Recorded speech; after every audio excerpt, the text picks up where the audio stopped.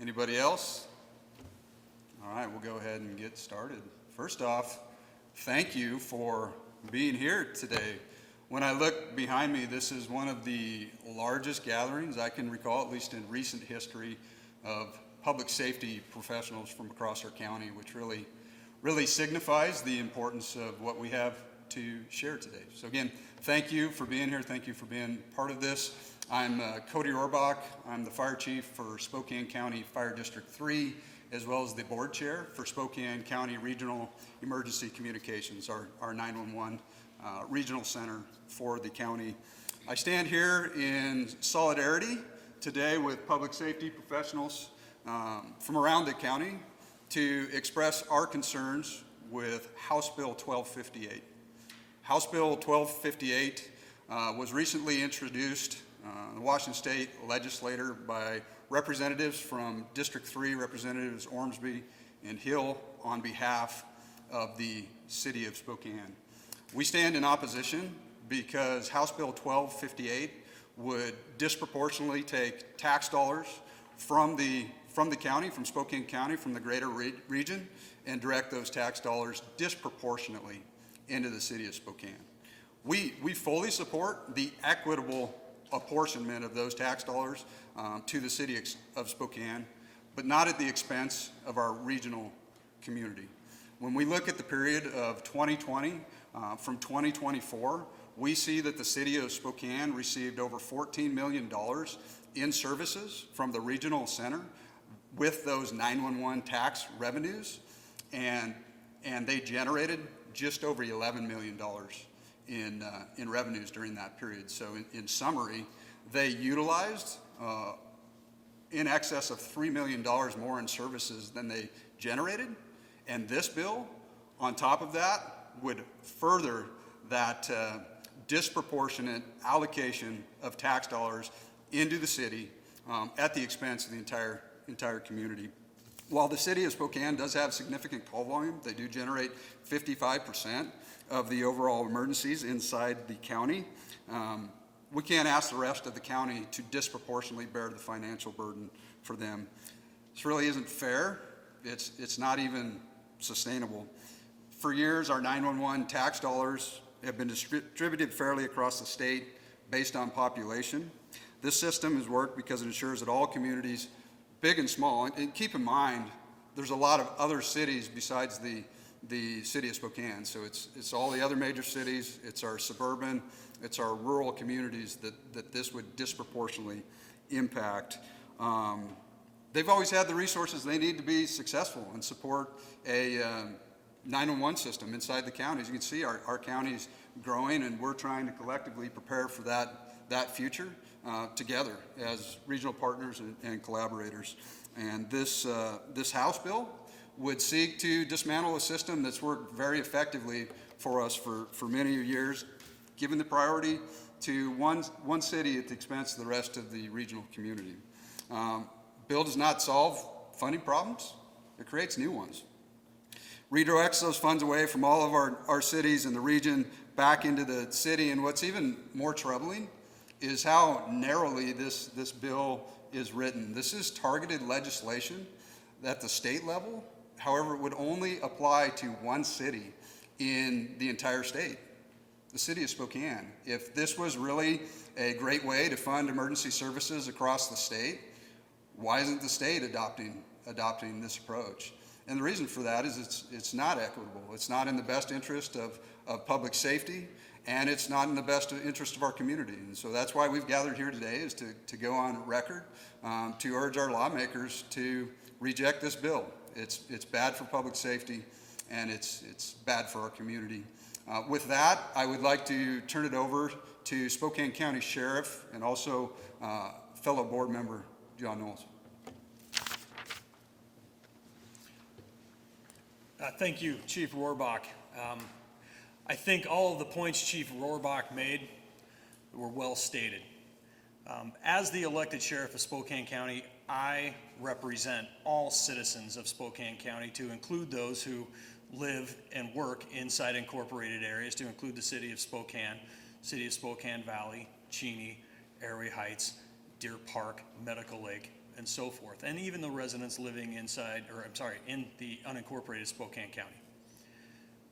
I am here to speak as your sheriff, not on behalf of the sheriff's office, not on behalf of Spokane County, but as the elected sheriff. The way this legislation has been approached is reprehensible. People who will be voting on this bill, the entire House and the entire Senate, the citizens in Spokane County are being directly affected, and only the citizens of Spokane County are being directly affected by this legislation, being voted on by representatives far outnumbering anybody who's representing the citizens of Spokane County. We only have about 5 to 6 legislators inside Spokane County who will be voting on this bill. And they will be voting to redirect tax dollars from citizens of Spokane County into the city of Spokane to subsidize their lack of funding for their public safety needs. 250 years ago, this country was dealing with taxation without representation. And here we are today, 250 years later, with a state legislature imposing taxes and directing our tax dollars without the commensurate representation in the House. They shouldn't be doing this. If it is good for Spokane County, it should be good for the entire state of Washington. And it's not good for the entire state of Washington, and it's not good for the citizens of Spokane County. If it was, they would make it so for the entire state. We have to hold our legislators accountable for what they're doing. So what I am asking the citizens of Spokane County to do today is talk to your elected legislators. But don't just talk to Representative Hill and Representative Ormsby. I'll tell you, I don't think they care. That's why they drafted this bill. Reach out to the members of the House Finance Committee who will be hearing these arguments in committee, and let them know the citizens of Spokane County are paying attention. If you support the legislation, let them know. If you don't support the legislation, let them know. It is time for the citizens of Spokane County to have their voices heard in Olympia. Let the elected leaders in Olympia who don't represent Spokane County know what you think about them making decisions about Spokane County tax dollars and Spokane County alone. That's what I am asking you as your sheriff to do. Whatever your voice is, for support or against, let your legislators know. Email them, call them, log on to the legislature's website and let them know whether you support or don't. That is the only way for your voice as a citizen to be heard on this specific issue. Again, this isn't about being able to provide public safety in the city or outside the city. Our law enforcement and fire professionals, our emergency medical professionals, will do a fantastic job of providing emergency medical service to our citizens one way or the other. This is about money. It is about the city of Spokane trying to grab as many tax dollars as they can out of the unincorporated area to pay for their excessive use of the emergency response systems. We should have a problem with that. And this is very blatant and it's very obvious by the way this legislation is crafted. So again, for the citizens I ask, let your voice be heard one way or the other. Thank you.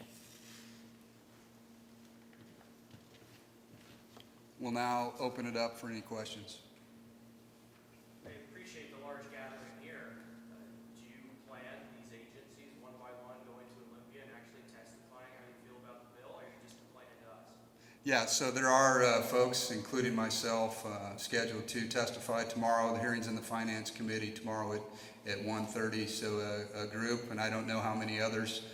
The sign-up sheet is available online, but you can go see who signed up and their position. There's folks signed up, both pro and con, but yes, a group of folks here in this audience are traveling over tomorrow to testify in person. How would this affect the residents of Spokane County? I know you said you're still going to do your best to respond to emergency situations, but could this help and could this lead to increased response times, things like that? You know, really, what the important message would be here, or the important impact of that would be, is that our emergency communications system is funded through 3 primary revenue sources. One being this 911 excise tax that comes from, this product of, you see it on your phone bill, comes from phone lines and phones. Number 2 is the 0.1% sales tax. And number 3 is where we make up the difference, is user fees that all of our member agencies behind me here, all of us pay into that. And so really what we see, if there's disproportional apportionment of 911 tax dollars going into the city of Spokane, that lowers the funds available for everyone else. And where we make up that difference is on user fees. So that comes directly out of the budgets of those member agencies. So there is an impact. I think I saw a hand here next.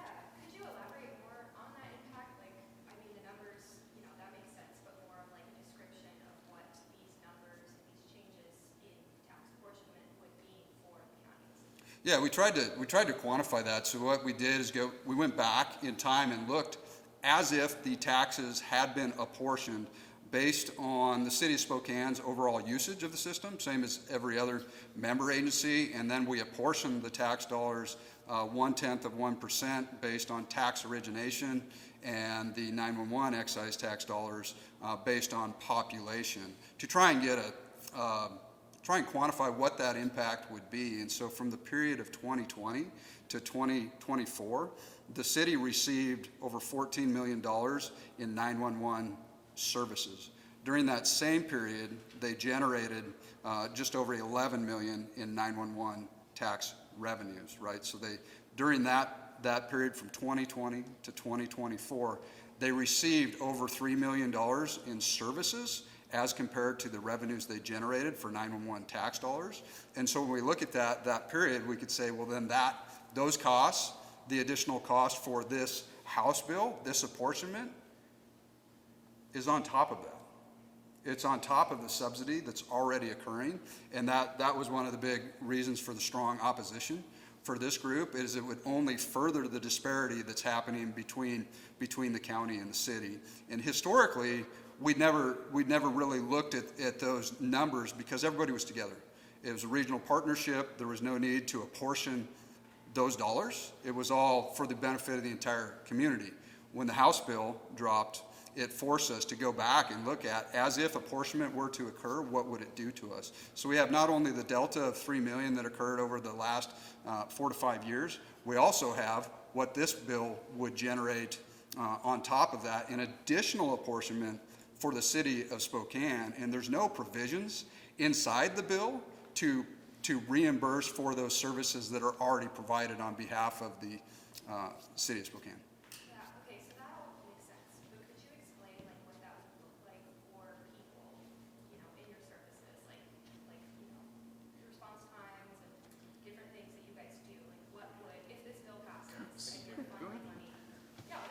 So simply, because the services we provide are paramount, if they take resources, financial resources away from this group to provide the services, and we want to and we will maintain those absolute services, well, it leaves the people in control of the budgets with 2 choices.